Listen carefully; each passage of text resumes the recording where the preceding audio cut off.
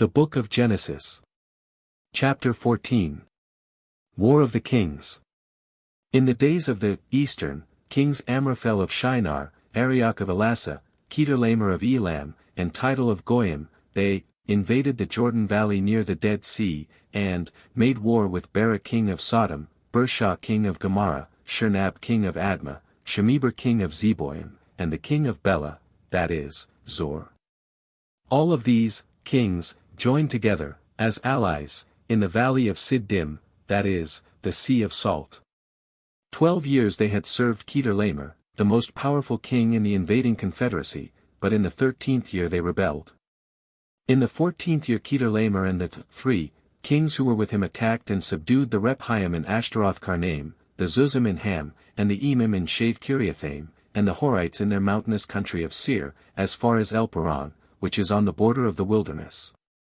Then they turned back and came to En-Mishpat, that is, Kadesh. And subdued all the country of the Amalekites, and also the Amorites who lived in Hazazon-Tamar. Then the kings of Sodom, Gomorrah, Admah, Zeboim, and Bela, that is, Zor, came out, and they joined together for battle with the invading kings in the valley of Siddim, against Kedorlaomer king of Elam and Tidal king of Goyim and Amraphel king of Shinar and Arioch king of Elasa, 4 kings against 5. Now the valley of Siddim was full of tar, bitumen, pits, and as the kings of Sodom and Gomorrah fled, they fell into them. But the remainder of the kings, who survived fled to the hill country. Then the victors took all the possessions of Sodom and Gomorrah and all their food supply and provisions and left.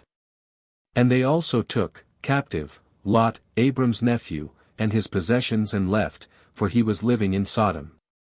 Then a survivor who had escaped from the invading forces on the other side of the Jordan, came and told Abram the Hebrew. Now he was living by the terebinths, oaks. Of Mamre the Amorite, brother of Eshcol and brother of Aner, they were allies of Abram. When Abram heard that his nephew, Lot, had been captured, he armed and led out his trained men, born in his own house, numbering 318, and went in pursuit as far north as Dan. He divided his forces against them by night, he and his servants, and attacked and defeated them, and pursued them as far as Hobah, which is north of Damascus. And he brought back all the goods, and also brought back his nephew Lot and his possessions, and also the women, and the people. Abram and Melchizedek. Then after Abram's return from the slaughter, of Kedorlaomer and the kings who were with him, the king of Sodom went out to meet him at the valley of Shave, that is, the king's valley. Melchizedek king of Salem, ancient Jerusalem, brought out bread and wine, for them, he was the priest of God Most High. And Melchizedek blessed Abram and said, Blessed, joyful, favored be Abram by God Most High, creator and possessor of heaven and earth, and blessed, praised, and glorified be God Most High, who has given your enemies into your hand. And Abram gave him 1/10 of all the treasure he had taken in battle. The king of Sodom said to Abram, Give me the people and keep the goods, spoils of battle, for yourself.